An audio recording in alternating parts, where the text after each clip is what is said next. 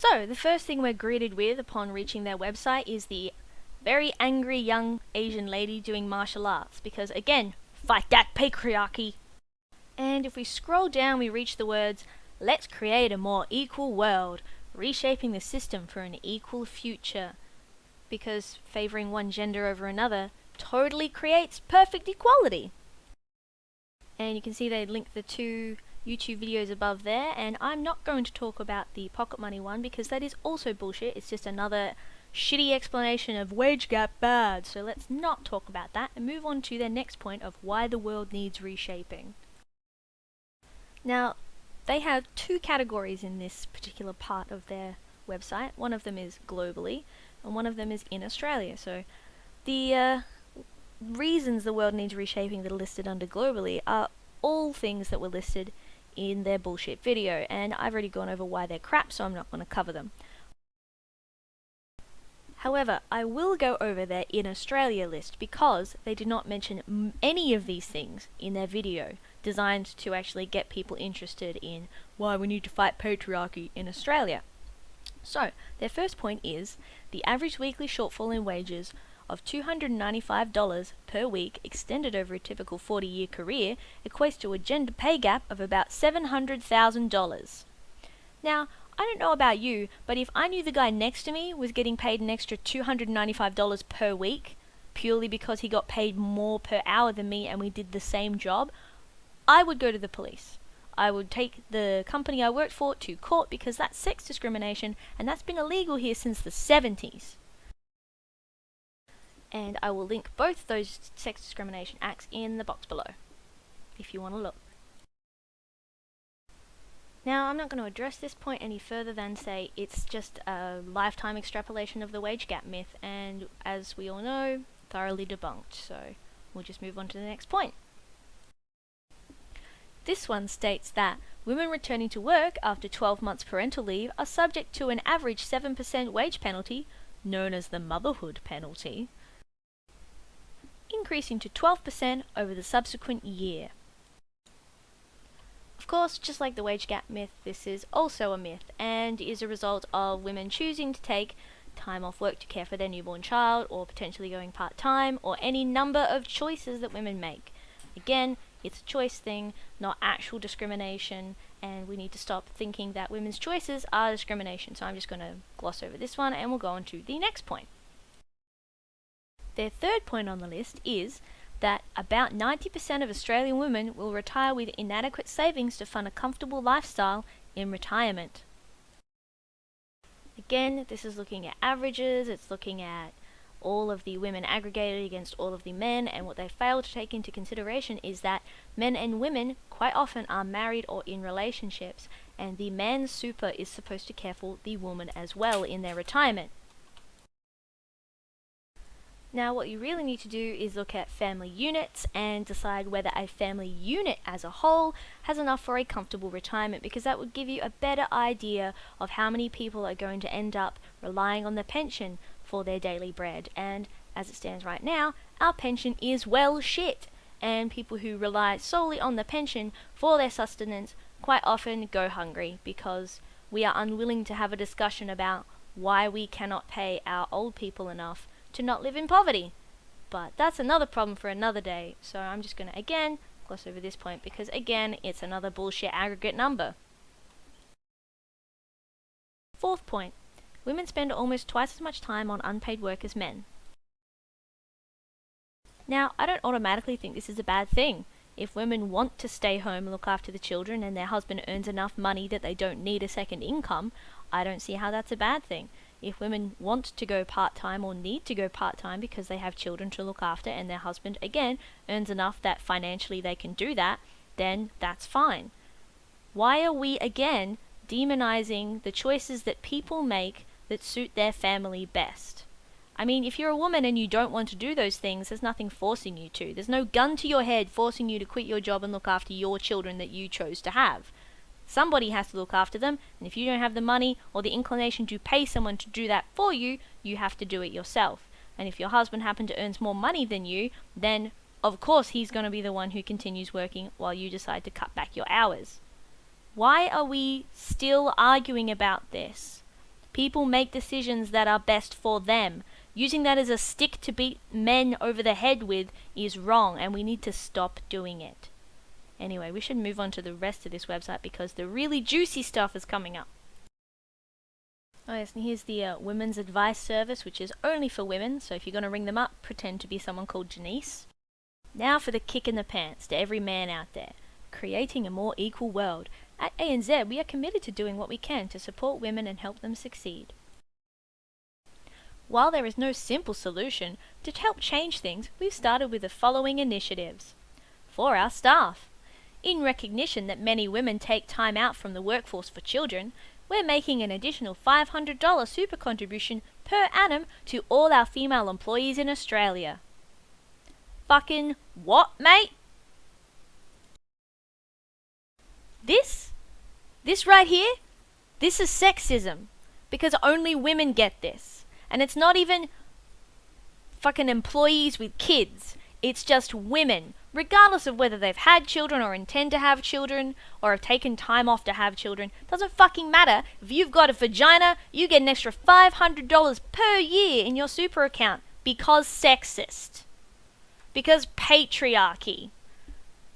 What the fuck are they even doing? Because A, this is illegal, and B, this is going to cost them a fuck ton of money. If you watch Baring's recent video on the same shambles that's going on right now, he suggests it's going to cost them $6 million per annum.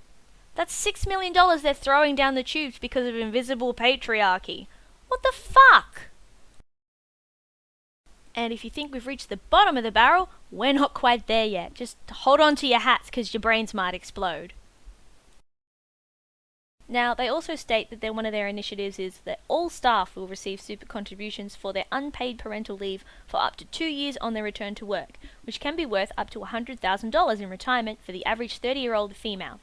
Note how they use the average 30-year-old female as their example. They could have just used your average 30-year-old because it states earlier that it's anybody who takes that leave. But the assumption is that it will only be women who will be taking this extra bonus.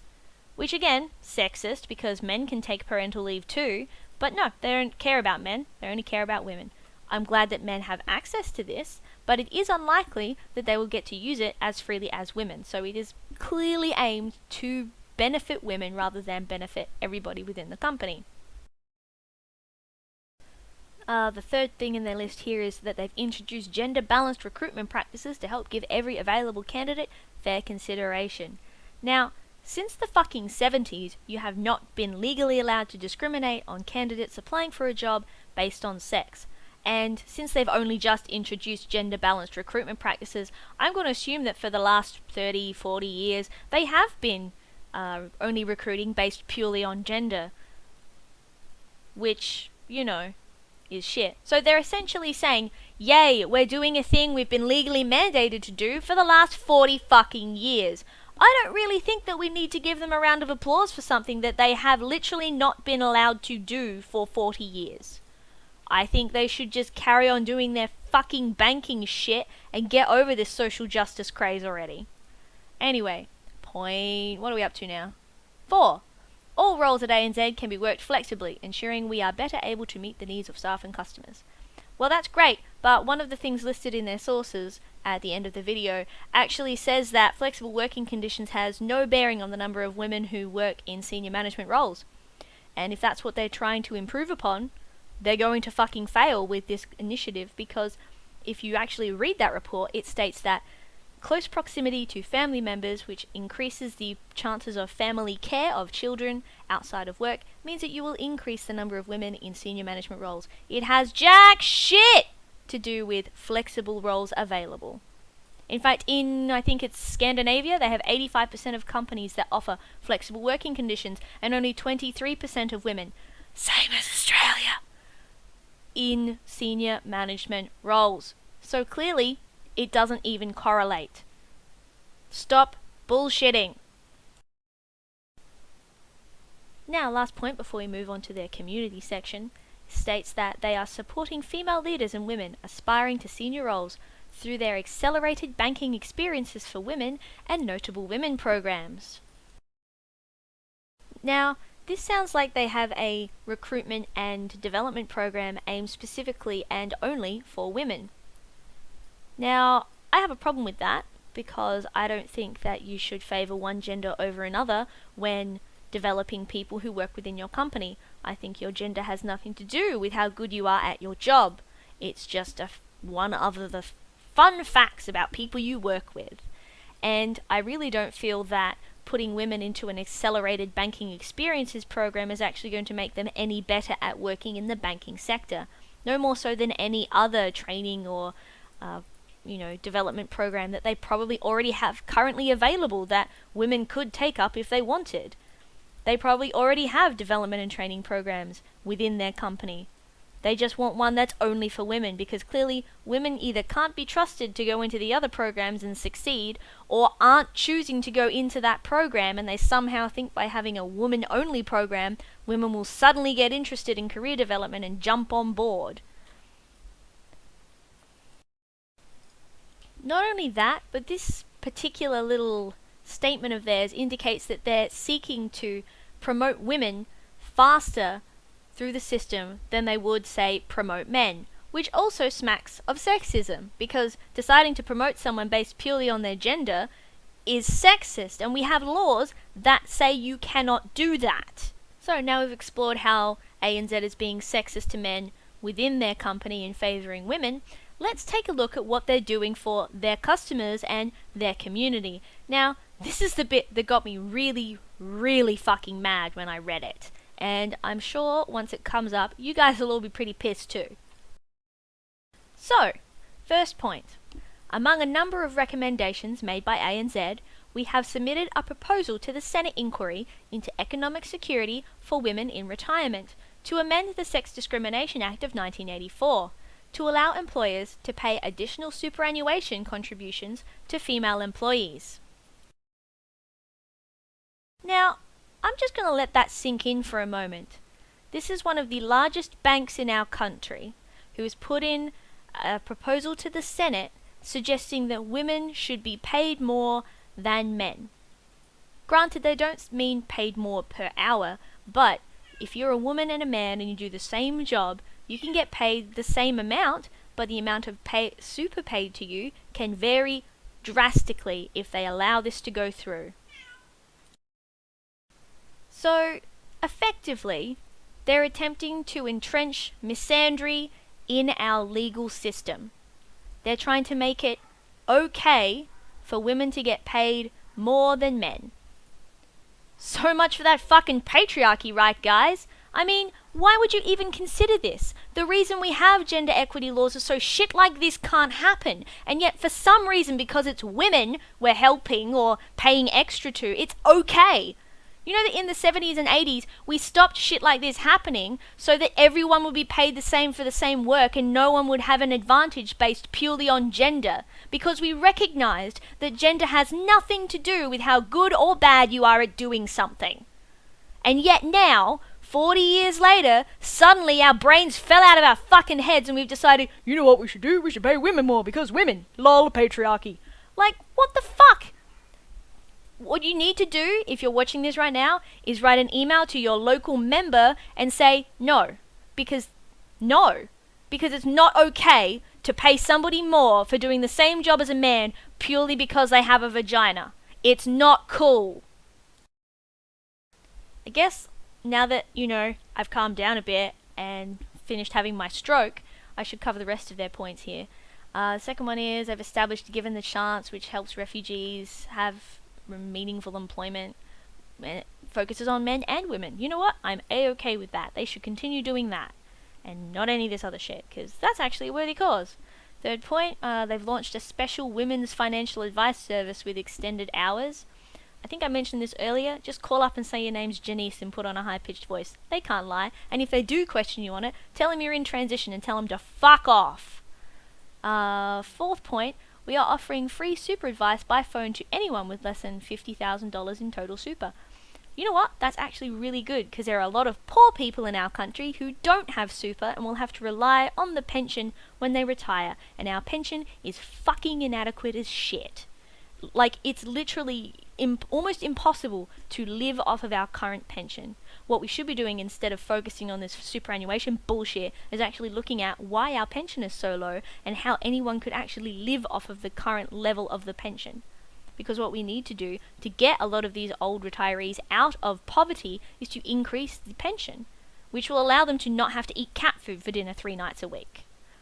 And the last point on there is that we've launched the ANZ Money-Minded Financial Literacy Program, which has helped nearly 300,000 people worldwide improve their financial skills. That's good, because it doesn't discriminate based on gender. Good for you, ANZ. You've done a couple of things that aren't shit. Well done. And that's about it. At the bottom of their website, they put down their sources, which you can have a look at if you so want. I've put a link to the ANZ website down below. I've also put 2 links, one to the 1970s Sex Discrimination Act and one to the 1980s Sex Discrimination Act. Feel free to read through them at your leisure. They are very boring because they're legal shit and I don't recommend it.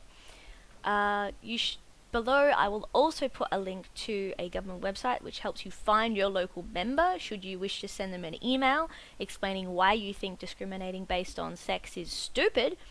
And I've also put a link to Bearing's video about the 6 million figs again, and one to Kristina Hoff Sommers' channel, explaining why the wage gap is bullshit, because I explained that I wasn't going to go through wage gap crap because it's already been debunked, and most of their figures are based on wage gap lies, so I figured should probably put something in there. Anyway, thank you for watching all the way through. Please like, subscribe, and I love comments, so please put some in there if you like. And I will see you next time. Don't know what my next video is going to be yet, but I'm sure it'll be fun. Later!